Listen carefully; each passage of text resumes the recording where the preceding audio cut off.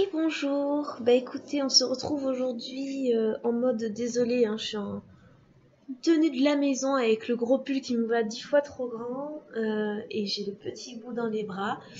Mais voilà, c'est le petit moment calme de la journée qui me permet de pouvoir vous raconter mon accouchement.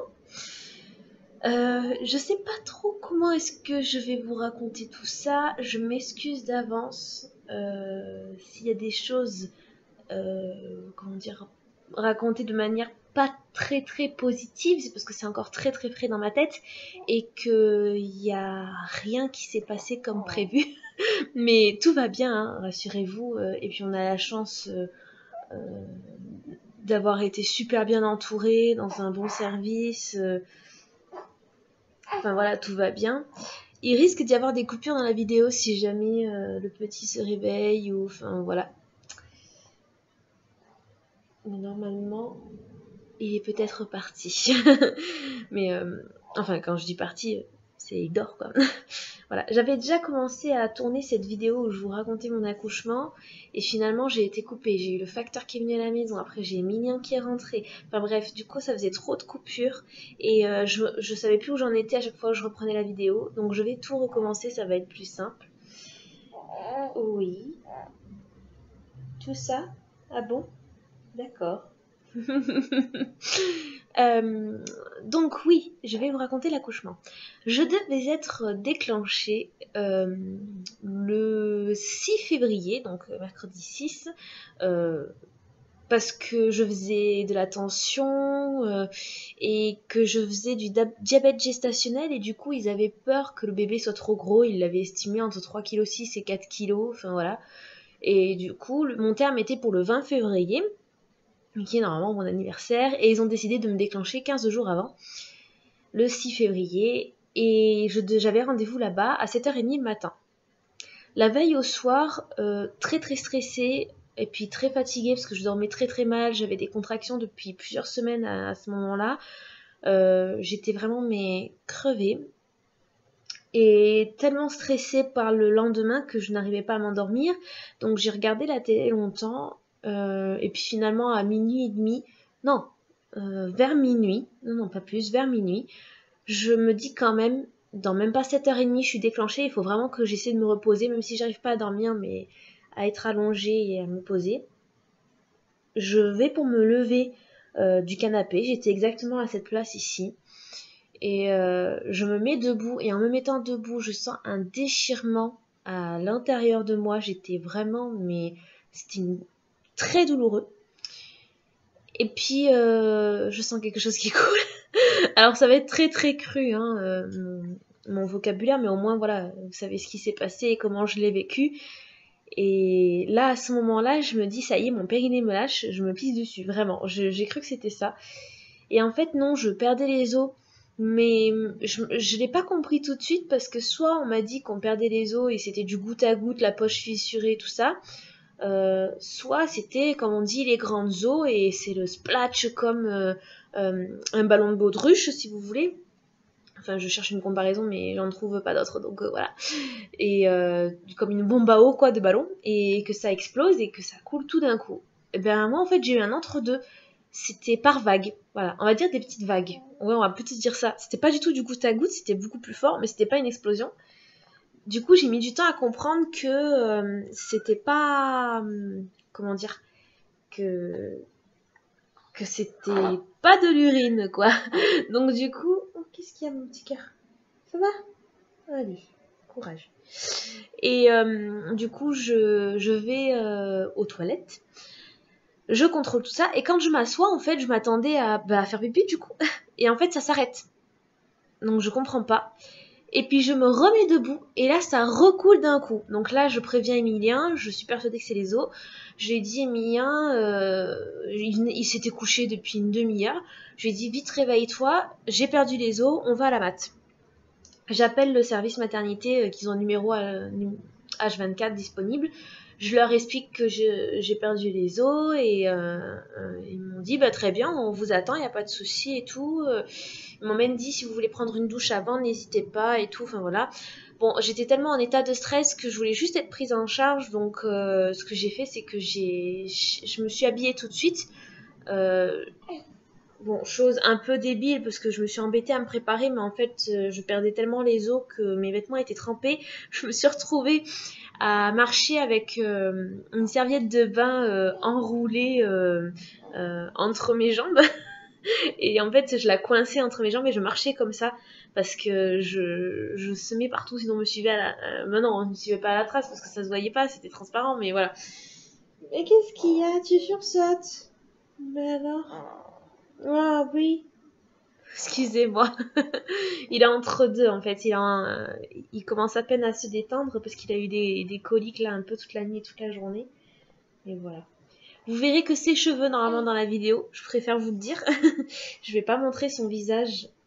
J'ai dit que je montrerais pas ton visage et toi tu te tournes. Bah alors. Voilà. Et donc on part à la maternité, c'est minuit. On commence à envoyer des textos et à prévenir la famille que j'ai perdu les os et que bah, finalement c'est peut-être pour cette nuit plutôt que pour le lendemain à 7h30. Et arrivé à la mat, on me fait un monito. Ils contrôlent même pas si j'ai perdu les os, hein, parce que vu tout ce que je perdais, ils n'avaient pas de doute.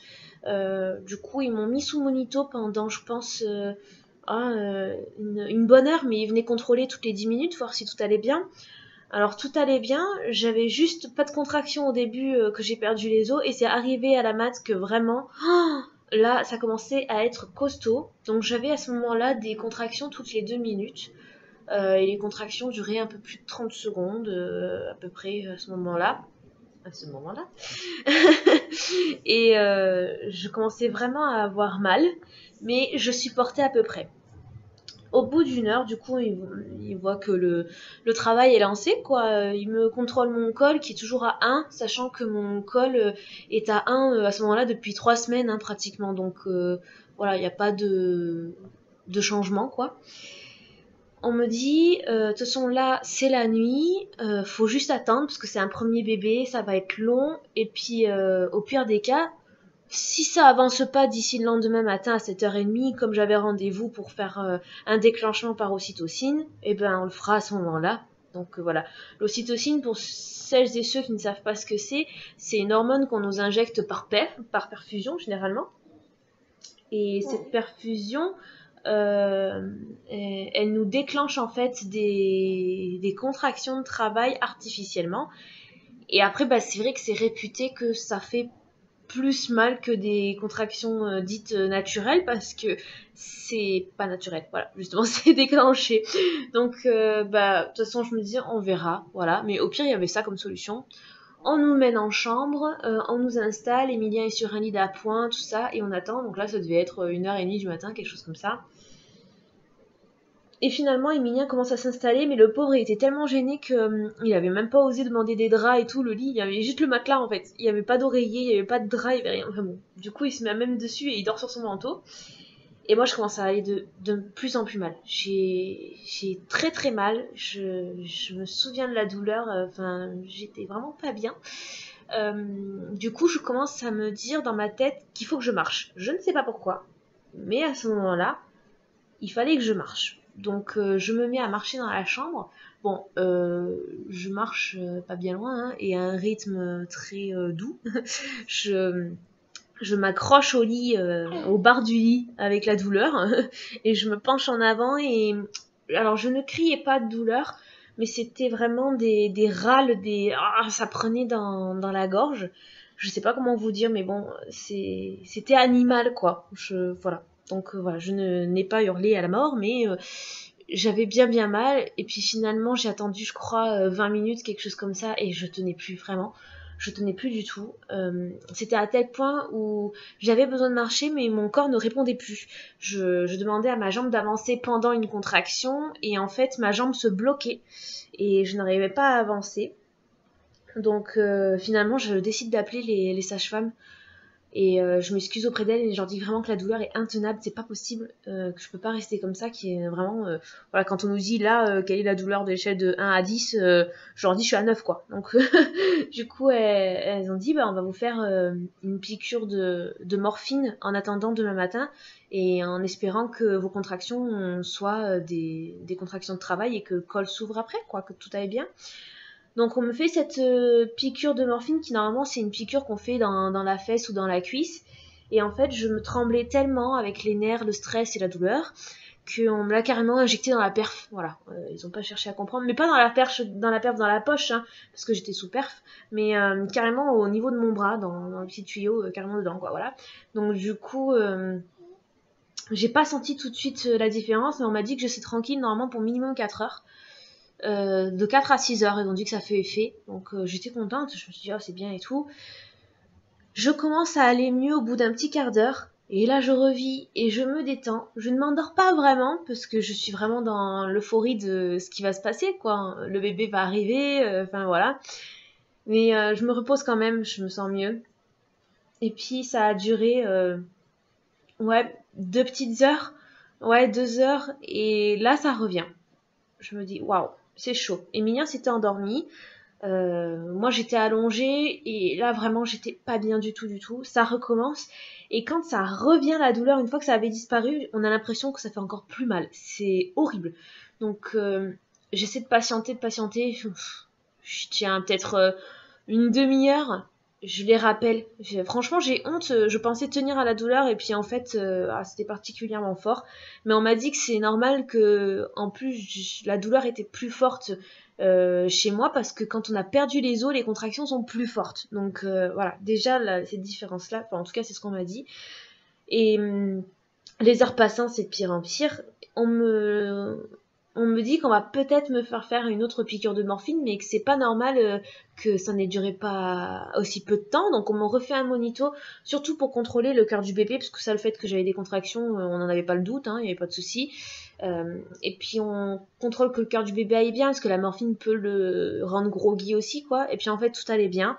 Donc au bout d'une petite heure, on me dit c'est bon, on peut vous mettre la morphine. Je vous promets, c'était l'heure la plus longue de ma vie en attendant cette morphine. Je me trompe pas, c'est bien la morphine? Je ne sais plus. Enfin voilà. Mais tu respires vachement fort. Ah non, c'est ton nez, ok. Et on me redonne de la morphine du coup dans la perf. Pareil, j'étais censée être tranquille entre 4 et 6 heures. Et finalement, au bout d'une heure, c'est au bout d'une heure, ouais, que ça ne marche plus. Ça refait la même chose. Là, ça commence à être vraiment embêtant. Je commence vraiment à être fatiguée, épuisée, stressée. En même temps très heureuse parce que je vois les heures passant, donc je me dis dans tous les cas c'est pour aujourd'hui vu qu'on devait me déclencher ce jour-là, donc je me dis normalement d'ici minuit d'après ça devrait arriver quoi. Donc j'étais partagée quoi entre la joie, le bonheur parce que c'est un grand jour et tout, et en même temps j'étais vraiment pas bien. Et puis là je commençais à avoir tellement mal que j'en vomissais de douleur. Mes tremblements s'intensifiaient, c'est-à-dire que je ne tremblais plus genre comme ça, mais en fait je tremblais, ça faisait des mouvements comme ça. Je tapais sur le lit et tout, mais sans m'en rendre compte, hein, c'était pas voulu. Mais voilà, du coup j'étais vraiment, excusez-moi, je me redresse. J'étais vraiment pas bien du tout. De toute façon, les sages-femmes reviennent régulièrement, elles viennent me voir et tout. On contrôle le col, parce qu'entre temps on l'a contrôlé plusieurs fois, toujours à 1. Ça n'a pas bougé du tout. Et là, ça devait être peut-être 8-9 heures du matin, je crois, un truc du genre. Et on prévient Emilien, on dit écoutez, là, apparemment, il y en a encore pour un moment, vu que j'étais encore à 1. On dit bon, là, le travail est particulièrement long.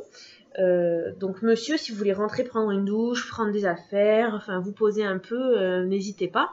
Donc, du coup, Emilien me dit si ça va aller et tout. Je dis oui, vas-y, enfin, qu'il allait se reposer parce que je savais pas dans quel état j'allais être après. Au moins un des deux parents en forme, faudrait, c'est bien.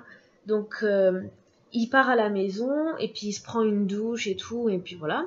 Moi en attendant, j'ai toujours mal bien. On me refait un monito, sachant que à ce moment-là, je ne mange pas et je crois que je ne bois pas non plus.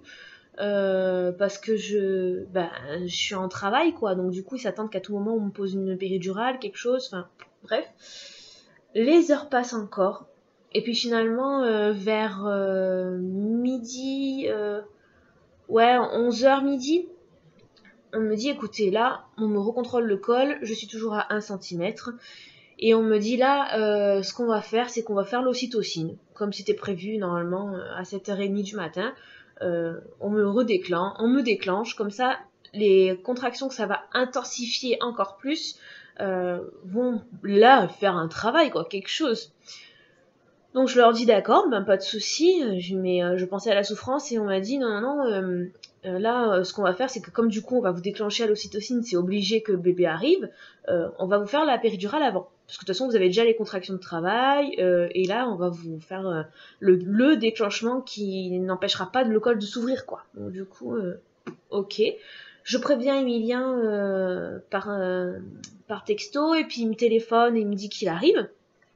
Donc, parce qu'on est à 5 minutes de l'hôpital, hein, donc vraiment, c'est pour ça que j'ai laissé rentrer à la maison.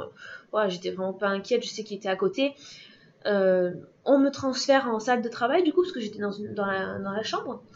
On me demande de prendre les premiers vêtements du bébé et tout. Donc là, je sens que ça devient concret. Je me dis, ok, quand je reviendrai dans la chambre, j'aurai le bébé dans les bras. Voilà, pour moi, c'est ce que ça veut dire. On part en salle de travail, on me fait la péridurale, on a eu beaucoup de mal, ils étaient à 3 à me tenir parce que je tremblais beaucoup, je contrôlais rien, j'avais tout le temps un haricot avec moi parce que, enfin vous savez les petits bacs là, parce que j'arrêtais pas de vomir aussi, mais c'était vraiment de douleur quoi, c'était terrible. Mais voilà, je voyais un peu le positif derrière, je me suis dit le bébé va arriver, enfin voilà, j'essayais à peu près de tenir mais c'était pas évident.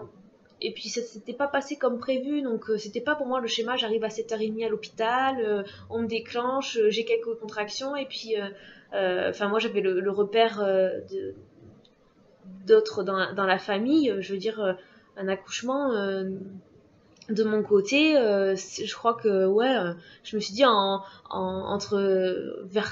6 heures de travail maximum, ce sera fait quoi, parce que c'était des accouchements généralement relativement courts. Bon, du coup, voilà, j'attends. Bon, là, du coup, ça faisait bien 12 heures, vu que je suis arrivée à minuit et que c'était midi. Emilien revient, essaie de me rassurer et tout, et puis en fait, je le vois tomber de fatigue et il me dit qu'il a oublié de charger son téléphone en étant à la maison. Et du coup, bah là, l'infirmière, elle a dit, bah, de toute façon, la péridurale est posée, et là, tout ce qu'il faut faire, c'est attendre, et ça peut durer sûrement plusieurs heures. Donc, monsieur, n'hésitez pas à aller dans la chambre d'hôpital, il y a des prises, branchez votre téléphone tranquille, même reposez-vous si vous voulez dormir et tout. Donc, oh, excusez-moi. D'un coup, je m'y attendais pas. Excusez-moi. Du coup, Emilien repart dans la chambre, donc juste à l'autre bout du couloir, quoi, pas loin. Moi de mon côté, je commence aussi à écrire, envoyer des textos, dire que voilà que tout se passe bien et tout, mais que là on me fait le déclenchement à l'ocytocine et tout, enfin voilà. La péridurale marche, sauf que la péridurale est un anesthésiant et mon corps le supporte mal. Je fais des malaises, donc je me suis pas trop rendu compte, je sais plus combien j'en ai fait, mais je sais que j'en ai fait plusieurs. Apparemment c'était des pardon des des mouvements assez importants de tension. Et du coup, il me couchait régulièrement sur le côté gauche. Apparemment, quand on se couche sur le côté gauche dans des moments comme ça va mieux. Puis je sentais que je revenais doucement à moi, quoi. Et puis je repartais à vomir aussi. L'anesthésie amplifiait le truc. Donc du coup, j'étais vraiment pas très en forme. Mais je me disais, c'est pas grave, le bébé va arriver. Enfin voilà, je gardais le cap, l'objectif. Et puis finalement, vers ouais, 15 heures, on revérifie encore mon col et je suis toujours à 1. Donc là, ça fait 15 heures que le travail est lancé, que je suis fatiguée, que je n'ai pas mangé depuis la veille, même loin, parce que je vomissais tout, quoi. Là, je commençais un peu à perdre patience. Et puis, j'avais pas Emilien à côté de moi parce que finalement, il s'était endormi dans la chambre. Je lui écrivais pour qu'il revienne, histoire de me soutenir moralement, mais il s'était endormi. Donc, le temps qu'on recontrôle encore, qu'on me fasse des monitos, que voilà, on commence à me parler d'une césarienne. Parce qu'on me dit là, votre col ne s'ouvre pas, euh, malgré l'ocytocine, vos propres contractions à vous et tout, enfin voilà. Là, on commence vraiment à envisager une césarienne parce que ça commence à faire long et puis le bébé il va être fatigué et tout. Enfin, il faut qu'il sorte aujourd'hui de toute façon. Donc j'envoie un texto à Emilien, je lui dis reviens avec moi s'il te plaît, on va peut-être me faire une césarienne et tout. Enfin voilà, c'était un peu compliqué. Emilien revient quand il s'est réveillé. C'était vers 16h30 et en fait quand il est rentré, il me prend la main et il me dit bah alors on va t'emmener en césarienne finalement, qu'est-ce qui se passe et tout. Je lui fais la petite mise à jour, j'en ai eu pour même pas une minute et d'un coup la porte s'ouvre, j'ai 4 personnes qui rentrent et qui disent on vérifie votre col. La personne, une sage-femme vérifie mon col, je suis toujours à 1 et ils disent ok, on vous emmène en césarienne. Donc Emilien n'a pas eu le temps de comprendre, il venait de se réveiller, de traverser le couloir et de venir me voir et d'un coup il dit ah mais c'est pour maintenant en fait, on pensait que c'était pour dans quelques heures quoi. Et puis finalement la gynéco avait fini ses rendez-vous dans la journée, donc du coup ça se faisait là tout de suite. Donc j'ai dit ok, ben, qu'est-ce qui se passe sauf qu'à ce moment-là ça faisait déjà bien 20 minutes que j'avais de nouveau mal, les contractions c'était horrible horrible, mais je disais rien parce que je m'étais déjà suffisamment plainte et tout, je m'en voulais. Et finalement, on m'a dit, je les entends dire, là en plus elle est toujours sous péridurale, donc c'est bon, on peut l'ouvrir maintenant. Et je dis, attendez, parce que moi je ressens vraiment la douleur depuis une petite demi-heure et ça revient bien bien. Et du coup, ils me disent, dites-nous quand vous avez mal. Et du coup, je leur dis quand j'avais mal, c'est-à-dire quand la contraction était là. Et ils ont dit, ah ouais, non, faut remettre une dose de péridurale. Donc dans ma tête, je me suis dit, allez, de nouveau des malaises et de nouveau du vomito, quoi. Parce que je commençais à peine à aller mieux, forcément la péridurale partait, donc voilà. Donc on me remet une dose avant de m'emmener au bloc. Et finalement, je me remettais à trembler, comme ça, quoi. C'était pas des tremblements en mode de petits tremblements, non, c'était vraiment du tap-tap-tap, quoi. C'était du pampan, quoi. Pampan le lapin. Donc, Emilien, ils lui disent de rester dans le couloir parce que c'est un vieil hôpital et qu'il n'y a pas les 2 portes réglementaires, la porte des papas, la porte des médecins, etc. Enfin bref, il peut pas rentrer avec moi dans le bloc pour la césarienne. Donc ils m'emmènent. Finalement, ils m'ont dosé trop forte la deuxième partie de la péridurale, ce qui fait que je ne sens plus rien en dessous de la poitrine. Donc en fait, j'ai même pas pu bouger d'un brancard à un autre pour les aider et me transporter, quoi. En fait, du coup, ils étaient 3 pour m'aider à me transvaser, tout ça, tout ça, tout ça. Moi qui suis très complexée, j'ai eu beaucoup de mal et je faisais que m'excuser et tout, j'étais trop gênée. Et puis finalement, ils m'emmènent au bloc. Là, je commence de nouveau à être pas bien. Petit malaise, vomito, machin, tutti quanti. Et en même temps, je me dis, bon, là, je suis sur la table d'opération, on peut pas mieux faire, quoi. Je n'ai jamais été aussi proche de la naissance de mon fils. Donc, j'étais vraiment pas bien physiquement, mais dans ma tête, je me disais, ça va aller, le petit va être là. J'espérais qu'il soit en bonne santé, surtout parce que mon col s'ouvre pas, alors que j'ai un bassin assez large, le bébé était en bonne santé, donc du coup, on comprenait pas trop. Et finalement, ils me font la césarienne. Alors je tremblais tellement qu'au début ils n'arrivaient pas à m'ouvrir parce que je tremblais trop. Du coup ils m'ont attaché les pieds et les mains à la table. Alors je l'ai assez mal vécu parce que du coup je n'étais pas libre du tout de mes mouvements et je me sentais vraiment attachée quoi. Voilà, c'est qu'à le dire. Et comme en plus ils n'avaient pas prévu de m'attacher, on m'a attachée avec des... Comment vous expliquer ça, les garrots en plastique là, en caoutchouc qu'on utilise pour nous faire les prises de sang. Voilà. Donc j'ai eu des marques sur les poignets et les chevilles. Les chevilles, c'était les garrots en tissu, là, c'était pas les mêmes. Mais voilà, ça faisait mal. C'était pas agréable du tout. Et finalement, la césarienne se passe bien. En plus, le personnel était super agréable et essayait vraiment de me rassurer le plus possible. On me balançait surtout de l'anti-vomitif pour pas que comment ça s'appelle, que mon corps fasse enfin voilà quoi, des mouvements pendant la césarienne. Ça se passe bien.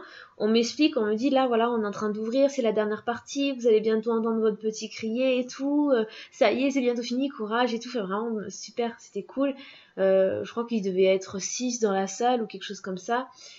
Et là, j'entends pleurer. Et faut que j'arrête de trop y penser parce que je vais pleurer moi aussi. Et je me dis waouh, ça y est. Et en même temps, je me dis, comme c'est une césarienne et qu'on a le champ devant soi, on sait pas si c'est notre bébé finalement. Enfin, si, c'est notre bébé, forcément, c'est logique. Mais dans ma tête, je me disais, mais est-ce que c'est le mien ou pas? Parce que je savais pas, j'étais perdue et puis j'étais fatiguée de la journée et tout. J'avais le stress et tout, donc du coup, je savais plus. Et finalement, la sage-femme dit, est-ce que vous voulez voir votre bébé avant qu'il aille en préparation avec une puéricultrice et tout? Du coup, moi, j'ai dit oui. Donc, je l'ai vu. Et je suis contente de l'avoir vu à ce moment-là, qu'on me l'ait amené en mode pas tout préparé, tout propre. Justement, il avait du liquide amniotique, voilà. Comme ça m'a permis, avec enfin, un petit peu de sang et tout, mais ça m'a permis de me dire, voilà, il était dans mon ventre, c'est bien ça, c'est bien ce bébé-là, on me l'a sorti, c'est le mien. Enfin, je sais pas comment vous expliquer, mais ça m'a permis de mieux réaliser le truc. Bon, après, j'ai dû le voir peut-être 20 secondes. Je lui ai fait un petit bisou. Et après, j'avais un haut le cœur, j'étais vraiment mal. Donc, du coup, je dis, éloignez, s'il vous plaît, je crois que je vais vomir. L'accueil, quoi, génial. Cher pauvre bébé, pauvre chouchou. Et puis, finalement, la sage-femme repart avec notre fils que nous avons appelé Tim. Et du coup, voilà, Tim repart avec la sage-femme. Moi, on me recoue et tout, tout se passe bien. Juste moi qui suis dans un état entre l'émotion, enfin tout, enfin je suis un peu dans un état second. Et puis finalement, on commence à me sortir du bloc sur le brancard et là, la porte s'ouvre et je vois Emilia arriver avec notre petit team d'amour. Et là, en mode un peu nettoyé du visage et tout, le petit bonnet, enfin habillé avec le petit pyjama et tout, trop beau quoi. Et là, gentiment, une personne du bloc nous propose de nous prendre tous les trois en photo et tout. Donc du coup, voilà, avec mon téléphone, ils nous prennent en photo. Emilien gère les appels, les textos et tout, parce que je pensais les rejoindre. Et en fait, non, on m'a fait juste cette petite rencontre-là, 3 minutes. Mais je devais partir en salle de réveil pour qu'on me surveille suite à la césarienne, que tout aille bien. Et comme j'avais eu une grosse dose de péridurale, pardon, on m'a dit qu'il fallait que je sois surveillée et tout. Et puis finalement, je suis arrivée en salle de réveil, j'attendais, ça me semblait mais tellement long. Parce que du coup, oui, Tim est né le 6 février à 17h17, précisément. Et du coup, on m'a gardé au moins 2 heures. De toute façon, c'est la réglementation, quoi. C'est comme ça, on doit se garder sous surveillance 2 heures, même lors d'une césarienne. Et du coup, j'ai pu m'endormir peut-être 15 minutes, ce qui m'a permis un peu de me reposer. Et en fait, la personne qui était là-bas en salle de réveil m'a dit, de toute façon, je peux pas vous faire remonter, madame, tant que vous ne bougez pas au moins vos orteils. Alors j'ai passé l'heure suivante à essayer de bouger mes orteils juste pour remonter, pour voir mon fils, quoi. J'attendais que ça. Et finalement, ça y est. À 19h passées, je bouge mes orteils. On me dit, c'est bon, on me contrôle ma tension et tout, température, tout va bien. Donc là, on me dit, vous pouvez remonter. Donc, moi je pouvais pas remonter parce que j'ai pas remarché avant le lendemain. La péridurale était tellement forte. Donc, un mec super sympa, brancardier, je crois qu'on dit, je sais pas, me ramène en chambre. Et j'arrive dans ma chambre et je vois personne. Je me dis, ok, qu'est-ce qui se passe? J'ai dit, j'ai raté un truc. Et là, en plus, j'avais tout le truc des hormones et tout. Et je me mets à pleurer. Je me dis, mais où est mon enfant, quoi? Et puis, je voyais plus Emilien non plus. Je me suis dit, mais mince, qu'est-ce qui se passe? Et puis, finalement, la porte s'ouvre 10 minutes après. Hein, c'était juste en décalé, le temps qu'ils arrivent. Emilien est arrivé avec Tim. C'est comme, en fait, on m'a gardé en surveillance un moment. Tim avait faim. Et je voulais l'allaiter, donc ils attendaient, et puis finalement il avait tellement faim qu'ils lui ont donné un biberon de là-bas, quoi, pour commencer, juste histoire qu'il ait à manger un petit peu, parce que je savais pas si j'allais pouvoir l'allaiter tout de suite, donc voilà. Du coup, il est venu en décalé parce qu'il était en train de manger, le petit. Je vois Emilien avec le gros sourire et tout content, et puis ça se passe super bien et tout. Et finalement, moi, je retrouve mes jambes, entre guillemets mes jambes, hein, le lendemain. La nuit a été un tout petit peu compliquée parce qu'en fait, je pouvais pas me lever. Donc c'est Emilien qui a géré tout premier changement de couche. sauf que c'était le colostrum et j'ai pas pensé du tout à le prévenir parce que bah il connaissait pas et tout, donc du coup j'ai pas pensé à prévenir. Enfin, je dis colostrum, mais je sais pas si c'est ça le mot. Peut-être que je me trompe. Enfin bref, les premières selles d'un nourrisson sont toujours très comment dire, très qu'est-ce qu'il y a mon cœur? Toujours très ah, ça colle. Enfin bref, c'est une texture très très particulière et une couleur aussi très particulière, c'est noir. Donc du coup, qu'est-ce qu'il y a mon petit chat? Viens, tu veux que je te remonte? Oh, viens, on remonte. Voilà, voilà. Oh. Oh, qui sent bon ce bébé. Voilà. Et finalement, du coup, il a géré la première couche. Et au moment où il ouvre la couche, le petit se met à vomir des glaires. Après, c'est normal, hein, c'est parce qu'il était dans le ventre un moment. Il a dû boire, entre guillemets, la tasse, quoi. Du coup, bah, là, finalement, on décide d'appeler une puéricultrice. Je crois que c'est une puéricultrice qui est venue pour aider Emilien. Parce que là, on était vraiment en galère. Je pouvais pas me lever pour l'aider. Et puis finalement, la nuit se passe bien après. Emilien rentre à la maison pour se reposer. Et puis les autres nuits, de toute façon, je les ai passées. Il n'était pas avec nous parce qu'on habite vraiment à 5 minutes. Et qu'il n'y a que la première nuit qui est gratuite pour le papa. Après, il faut payer un supplément. Donc voilà, on s'est pas embêté. Emilien était mieux à la maison les autres nuits. On m'a gardé 5 jours parce que j'ai eu une césarienne. Donc du coup, forcément, il faut surveiller. Et finalement, je suis sortie. Ouais, 5 jours au lieu de... Ouais, c'est ça, j'ai accouché un mercredi et puis je suis sortie... Au lieu de sortir le lundi, parce que je devais sortir le lundi, je suis sortie le dimanche, j'ai demandé à sortir plus tôt parce que je me sentais bien. On m'a tout contrôlé. Ah, ça va pleurer. Oh, mais alors... Enfin, vite, je vais vite terminer, comme ça, il a peut-être faim. Du coup, voilà, mon accouchement s'est bien passé. Ah, bah alors... Ah bah tu proutes à la caméra, comme ça. Il a des coliques, je suis désolée. Je vais le laisser, hein, au montage.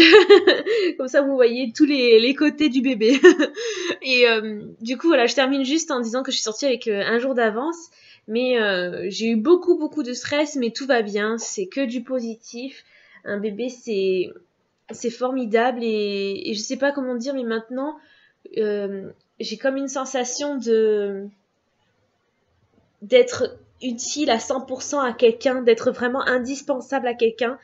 Et quand c'est ces petits êtres-là, c'est que du bonheur, quoi. C'est trop, trop beau. Donc voilà, c'était mon accouchement. J'espère que je suis désolée, la vidéo est un peu longue et je bafouillais et tout par moment, mais voilà, enfin, au moins cette vidéo est faite. Sur ce, je vous fais de très très gros bisous. Merci d'être resté jusque-là, si vous êtes jusque-là à ce stade de la vidéo. Et puis je vous dis à très très bientôt. Et si vous avez des suggestions de vidéos ou des questions sur la maternité, n'hésitez pas, j'y répondrai avec plaisir. Bye bye!